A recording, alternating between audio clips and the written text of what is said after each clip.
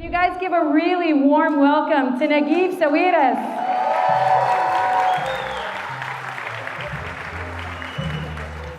Here, you sit here, you sit here. That feeling when I get to ask my former boss anything. So many of you don't know, there's an old song by Drake that says, started from the bottom, now we're here. I started from the bottom, and now I'm here. I worked for Nagib as his office manager. And I was like, I don't want to be an office manager. And Nagib said, take the job, you're gonna learn. He believed in me, he gave me a chance. And now I'm successful, I think, a lot because of what the chances you gave me. So I want to say in front of everybody, Nagib, thank you. You're welcome, Maha. And I'm also proud of where you are today. Thank you, thank you, thank you. Okay, so let's get started. Cinema for Humanity. That was the name of the festival in Alguna. And you have long been a lover of movie and cinema. In fact, in Egypt in the 1980s and 90s, you didn't find a good movie theater to go to, so you opened your own. Talk to us about your passion for film, and why are you investing in this creative economy? First, I want to say that I'm thrilled to be here. You guys are my crowd. I mean, I only go out where you guys go out. I never go with my age, because you guys give a lot of energy and happiness, and I'm really so thrilled to be here with all of you and this campus here and what Ahmed has done here. Cinema has always been my passion. You know, in the old times we used to just read books, you know, until they invented the cinema. When you look at, when you see a good movie, it's like reading a book. But it's in an hour and a half, it gets condensed, it moves all your feelings, your mind, you start thinking about life and everything. So I always had passion for that. And I didn't open just one theater because I didn't find any good theaters. Actually, I built 100 theaters because this was the bottleneck for the movie industry in Egypt, that they used to stand in line to find theaters to put the movies in. And I unlocked a big problem, and now we have all these movies in, you know. The reason I thought of the Alguna Film Festival, and let's first say Cinema for Humanity, because it's coming at a time where it's really very hard to have a good time or fun or be happy, because every second day something awful happens. Either some crazy people going to a worship place, whether a church or a mosque, and massacre people, or there is refugees dying in the sea, looking for a better life, or to escape terror in their countries, or people being thrown out of the country they lived in, like the Rohingyas in Myanmar. So every day there's something evil, something bad, you know. So I thought that cinema, which is the model for happiness, should really be used to remind people of their humanity. Because if we grow the humanity inside everybody, maybe even these evil people that go and kill innocent people will remember their humanity and stop doing that. And therefore, these two notions came together, and then I thought of the Guna Film Festival. Also because I felt that Egypt deserved a moment of happiness, you know. And also because I wanted to do something for my brother, who has done this beautiful place in the Red Sea, which has become really our refuge when we want to get out from the Cairo scene and the noise and the dirt, and to go somewhere which is not in Europe, so it has sun. Everybody loves Guna. That was the emotion, yeah. So the creative economy, how are you going to be a platform to help filmmakers and people who are not able to cut through the red tape, or to get their movies funded or their movies shown to people? It's very hard to make money in the movie industry today. So even big budget movies with international artists, and the budgets go to 20, 30 million, $40 million, and they fail. So people are reluctant to invest, but you know, the young cinema makers, they come up with very small budgets to make a movie, to the extent that it's not really, the loss is very limited, the risk is quite high, but the loss is very limited. But by financing these movies and giving them a chance to do these movies, you are putting them on their first step. After that, they need to attract the heavy and the players of that. Secondly, when they come to the Guna Film Festival, they get to meet not just the filmmakers, the artists, the directors, but they come to meet producers, distributors, who could then distributed their movies. They can attend workshops that will add to their knowledge and give them a boost. And we managed to do all that. I mean, for the superficial, they look at the Guna Film Festival, it's an opening party and a closing party. That was not the game. The game was inside.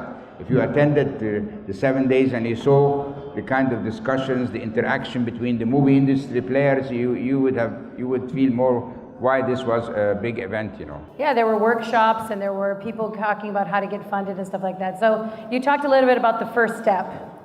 Naguib, you are a successful businessman, right? You started somewhere. You started your journey as an entrepreneur. You had to take chances and you had a lot of failures. Tell us about your journey, because a lot of people in this room today want to know what your journey was like when you started out. Well, I started as playing marbles in the club, you know, so when we were young, you guys didn't see that. I think I'm too old for this. But whoever is in my age would remember that in the Gezira Club, we used to go play marbles, and I was very good at that. If you hit the big marble, you take all the thing, and I used to then sell these marbles to my kids, and it financed my, let's say, my teenage time. After that, I started taking some jewelry. All this before I went to my education. So I have to confess that I came from a business family, so my dad was a businessman, so I had it in me. Then I went to, I used to take some Khan Khalili jewelry and sell it on the streets of Europe, making a lot of money, you know. So I think I was a trader by nature, you know. But I think mainly there is a lot of luck involved. You know, I came to Egypt at the right time. It was when Sadat opened the door and the opportunities were big. I had very good parents that brought me up very well and gave me everything. My mother gave me the love and fear of God. My dad gave me the experience. We went to a German school, then I studied in the Polytechnic in Zurich. So in all honesty, as an entrepreneur, I had all the weapons. I had no reason to fail. So I need to give credit to God for giving me all that and to my parents. I didn't want to work with my dad, so I worked on my own. Because my dad was successful, I thought my success would be attributed to him, which should be in any case, but at that time, you know, when you're young, the ego, I still have a lot of that. And I decided to work on my own. I had 5,000 pounds, I borrowed another 5,000 pounds for a friend, and we decided to import some equipment which were not available in Egypt and very difficult to get, some mechanical stuff. Long story short, after 3 years, I was 23 years old, I had made $250,000. I was the richest Egyptian at that time, at that age. Because just to remind people here, I could buy a car for $4,000, a brand new car, you know, just in context. So that's my story. Were you afraid of failure? Like, tell us about something where you failed, because I think people learn a lot from failure. No, I'm never, first of all, you should never be scared of failure. That's a no starter. You know, that's just my best advice to you. Always believe in yourself and believe that you can do miracles. So failure is part of being successful. There's nobody who could claim he didn't fail in somewhere or something. But it's not important not to fail. It's to learn from your failures and to stand up and say, okay, I stumbled, but I'm going to continue and try until I make it. If you have the spirit, you will never fail. You'll get to where you want. You know, because failure happens, you know. So my failures, okay. I'm trying to remember. Okay, I actually, come on. I did a very good transaction in Italy. I bought this big telecom company for 15 billion euros. It was a great success. Then I thought that success is inevitable because I did the first one. I bought the second one in Greece and I lost all my money. And the reason was that I actually didn't do the same thing I did in Italy. In Italy, when I took over, I changed the whole management and put my own people. And when I went to Greece, I found the people to be really nice. I thought there's no need to change them. And this was the big mistake. And I failed and I lost all my money, you know. Okay, good. So we found a failure. So when I was telling Naguib earlier today that I love how you are on Twitter and you reply to all your tweets and you're engaged with your fans and your followers. What's your Twitter story? No, I mean, you know, nobody does anything just for nothing. I mean, first of all, it gives you a very open space to everybody. So you start to see what people are thinking about, how are they. Of course, you got some stupid tweets, you got some insults. I don't block anybody who criticizes me. I block only people who use foul language, because I don't think that cursing is a criticism. Cursing is the tool of a loser who doesn't have an argument, so he goes to curse, But interacting with the people and feeling what's on people's mind and how they react and what they think, it's just an amazing experience. And I use the time where I'm stuck in a plane or I'm sitting in waiting for to go somewhere or everything. So you have a lot of dead time. So that dead time is very well utilized, and I hear a lot of people what they're saying, and I interact, and I benefit a lot, And I find that people get to know me better when I'm interacting like that. I liked how you said that they deserve an answer. You're like, if they take time to ask me a question, I think they deserve an answer. Well, not everybody deserves an answer. There are a lot of stupid comments. There are a lot of stupid people on the net. And sometimes they need like 4 pages of explanation, which I don't have the time for. Or some people just judge before they study, and they make judgments without any evidence, So they throw things at people, or they name them and they don't have any evidence to do that. So I don't answer everybody. I answer someone when I feel it's from his heart, or when he's asking a genuine question that is a clever question, an intelligent question, that I feel as he put the time, he deserves my answer. But someone is cursing or doing a stupid comment, I will not answer him. Okay, so what does it take if someone wants to pitch an idea to you? What are you looking for in a business idea? Or what are you looking for? What kind of advice can you give people about ideas that stick and that you would invest in? First of all, the best way is always an email, because if I had to respond to everybody trying to pitch an idea to me, then I won't work. It's just on an email. Why is an email important? Because you can put your idea. I can forward it to people that work with me who should do the first evaluation, and then I can also respond, at my own timetable. The worst thing that happens to me, I'm in a club having a drink, for example, and in the middle of this loud music, and we're all having fun. Someone comes and trying to pitch an idea. Okay, so that is not the right time to pitch a story to you. Yes, I think so. Yeah. So speaking of a drink, one time Nagib called me. It was 6th of October weekend. It's a holiday weekend. I don't have to work. I'm off duty. And Nagib called me and he said, "Maha, do you know what a kamikaze is?" And I said, "It's a drink." I was so proud of myself that I knew the answer. And he said, no. It's special forces. Special forces, when we need you to come in and work on something. Yes, the Japanese in the Second World War, they used to take a plane, and and they will go and die with the plane and hit the target. It's like you're willing to die for a cause, regardless of the outcome. I wish I knew that, because what I was going in to die for a cause, because he said, go to the airport, get on the plane, and come to Guna. But it ended up being the largest acquisition in the history of Egypt when we acquired Telecel, and we're working on that. I want to ask you about a little bit on the personal side, Nagib. You love Egypt, and everyone knows how much you believe in this country and how much you care about Egyptians. What is it that everyone in this room collectively can do to try to give back to Egypt and to help make things better in Egypt, from harnessing technology to creating jobs for startups or entrepreneurs? I think what they can do is to be successful at whatever they're doing. Because with all the love of Egypt, with all the love to the Egyptians, our country is really enjoys having a lot of obstacles, especially in front of young people. These people would flourish if they would not have they did not have to waste so much time to fight our bureaucracy or all the impedances that is being put at their face. And there is another one that is really very bad here, is that people think if you're that young, what would you know?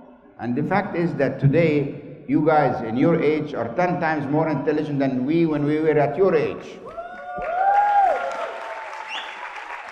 Thanks to the internet, You guys have more tools today. You have the internet, you have everything, you have the phone, the mobile phones. We didn't have all these tools. So today, as a proof, any father today that needs to fix something with his phone, what does he do? He gives it to his son or his nephew or his uncle to do it for him. So I believe a lot on, the team that organized the Guna Film Festival, the average age was 24. Oh, wow, that's And fantastic. I think the 24, because I was included, so the average went high. But if you look at everybody else, they were all like, and people are saying, how could you organize that? Egyptians, 100% Egyptian organization, 100% young people, everybody, the teams that were working, and it was a pleasure, to work with these people, and that's what's happening here today too. So Nagib, tell us about what you do for fun outside of work. Because a lot of people know you have to work hard and play hard, and you're a billionaire. What do you do in your free time? Well, everybody here knows, I think. That's not a secret. So I'm a party animal. I have a t-shirt that says party animal. I like partying. I go out every night. And I only go out, I take my age, I multiply on 2 or 3, and that's where I go. So I don't go to the places people of my age go, because they're boring, they're surrendered to their age. I don't. I like hanging out with these people. They give me a lot of energy. I feel the energy when I'm with them. So I go out in places and clubs and restaurants. I like to enjoy that. That's my hobby. And then watching movies, of course. And I'm also make my own music. So I do my own musical playlists. Actually, when I retire, I'll become a DJ. That's my... And most of the DJs anywhere, when they see me, they're like very worried because they think I'm going to take over and come and tell them what to do, and they hate that. The worst thing to do is to go to a DJ and ask him for a song. They look at you and, so better not that, but that's the second hobby. So I do my own music. Oh, what else of my hobbies? And I like interacting with people and doing, doing good is not a hobby, but I like to do good in my life, yeah. Yeah, I can attest to the music thing. On the way over in the car, he turned up the music really loud. And one time I remember we traveled together and you're like, I hope you don't mind loud music because I'm going to turn it up. And I said, I can handle it, but it was really loud. Okay, movies. You talked about movies. What are your favorite movies? What is the most recent movie you liked? What is the genre of movie you like to follow? I asked him if he watches Netflix. He says he doesn't watch it anymore. Obviously, my favorite movie is The Godfather. I've watched it like 24 times. I know the dialogue by heart, It's like when he asks us, how did you convince him? He said, my dad made him an offer he could not refuse. Recently I saw Pretty Woman for the 4th time. Wow, it's a classic. I love this movie because it had this human side of, okay. And I haven't watched a good movie for a long time though. I've been asking everybody, what's the best movie you've seen lately? Because I want to watch it. I was in London recently and nobody gave me a real answer. I think we're running out of really good movies, movies now. Most of the stories today have been exhausted, like all these science fiction movies, even the action movies. I think we need to think and look more for some bright ideas to make new movies now. I think we're lacking really ideas, I think that you need to start financing some good fun movies so we can have something new to watch. I want to ask you a question about a startup or a business that caught your attention. We're almost done. What is a business like that you've seen that you thought did a good job, a startup business, a new application, and why did you catch your mind? Any new business or incubator idea? That's a very hard question because, these guys are all coming with good ideas, all the time, but what I have discovered and that's an advice to many of the startups, before you do a startup, think who's out there in competition. Because unfortunately, many of you go and start a startup of an idea that is already existing. And these other guys who have the existing idea are 2 or 3 years ahead of you. And it might not be repetitively done, it might not be worthwhile to reinvent the wheel, So, but I think, I can't remember now what's the best startup idea that I've seen, lately, because I get through a lot of things, and as my son has a venture capital company in New York, so I think you ought to ask him this question. Okay, Nagib, we have been very generous with your time with us. We appreciate having you here. Are we taking any questions? Okay, what is the best idea that you would put $1 million behind? Any idea that would eradicate poverty out of Egypt. any idea that would really eradicate poverty, not $1 million, I would do $10 million. Eradicate poverty, that's what I would do, not just $1 million. Okay, we have some questions that people are sending in on the screen. I'll read them to you. You're looking for a theater, right? We fought strongly in Heliopolis for the renovation of the historical Hippodrome and turn it into a cultural hub and a huge open theater. Now in renovation, it's opened. Are you interested? This will help Heliopolians protect the heritage and prove that investment and culture is lucrative. Yes, I am. And Maha can give you my email. Okay, I can hook you up with that one. Any other questions? Okay, we can take your question, but we have to hear you. Why did you say if I did a repeat the thing, it's not going to work out? Because... Okay, let me just repeat the question for the people that can hear. The question was, why did you say if I repeat the same application, it's not going to work out? Because it's there already, and because your competitor is a few years ahead of you, and because, you know, when you all know, guys, when you're starting a startup, you're burning cash. There's no cash coming in, so you have limited cash. So you are going with limited cash, burning cash against an established person who has the same idea. So what's different? So what you should do is change your idea to become different or better or more competitive. In that case, you will be successful. If you do that, that's okay, you know. But sometimes, you know, when my son graduated, I don't listen. Why don't you do like me? Because everybody was saying that I'm a genius because I started mobile phone companies in Egypt. And I was defending this accusation. I told him, no, I'm not a genius. It's not my idea. This idea is all over Europe now. Everybody has a mobile phone, so it's going to come here, you know. So I told my son, go to Egypt, start Uber. The software is easy. Find your friends. You're an MIT graduate with a few friends, and you start a competitor to Uber here locally. By the time they come here, you can sell your company to them. And he didn't listen to me, and now we have Karim and all these people. Okay, Nagib, I have witnessed this firsthand. You are very loyal to your team and your people, and they are very loyal to you. I am one of them. How do you choose? One of the questions from the screen is, how do you choose your team? I choose the team by, I consult my heart. You know, this human interaction is very important. So I make the interview, I see the person, and I consult my heart first, and then my mind says if this guy is stupid or intelligent. The one factor I don't know in any interview is he a hard worker or a bum, okay? So you might find him good, your heart told you he's good, that he's intelligent, but maybe he's lazy. So the third one is a test. That's why you have this 3 months clause in your contract. You know?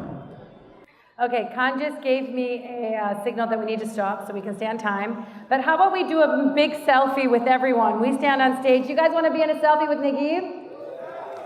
Stand. So we're going to get this done. Thank you very much.